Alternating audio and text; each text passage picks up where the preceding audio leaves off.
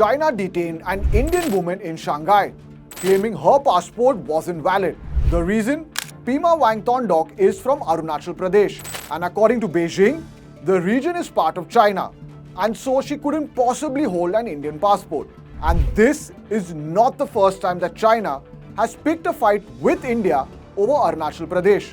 In fact, the issue is at the heart of the Indo-China border dispute. Unlike most modern-day territorial conflicts, it dates back to the colonial era. The year was 1914.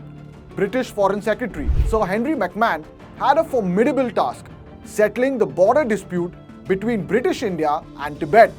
You see, at the time, Tibet was a self-governed region under China's Qing dynasty, and it ran all the way till Tawang in today's Arunachal Pradesh. After lengthy negotiations with Tibet and China, McMahon redrew the boundary. The 890-kilometer McMahon Line starts from eastern Bhutan and divides today's Arunachal Pradesh from Tibet. But China immediately withdrew from the agreement, the Shimla Convention. It also argued that Tibet had no right to sign treaties. Remember, it was still at least officially a part of China, and so China refused to recognize the McMahon Line.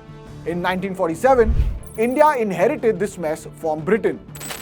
Then started a slow and painstaking process, integrating over 500 princely states and territories. India finally took control of Tawang in 1951.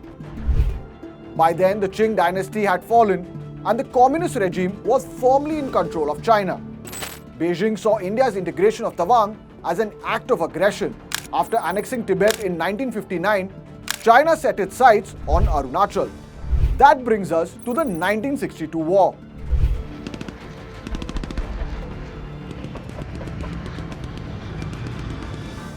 Though China captured Aksai Chin in Ladakh, India managed to fend off Chinese forces in Arunachal.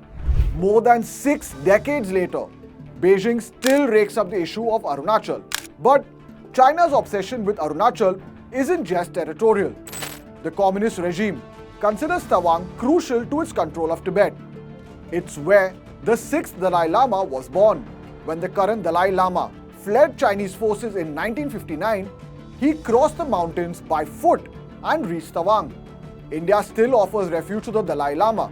He runs the Tibetan government in exile from Dharamshala. New Delhi's support to the Dalai Lama is a provocation for Beijing. But every time China claims Arunachal, India has one response. Arunachal Pradesh is an integral and inalienable part of India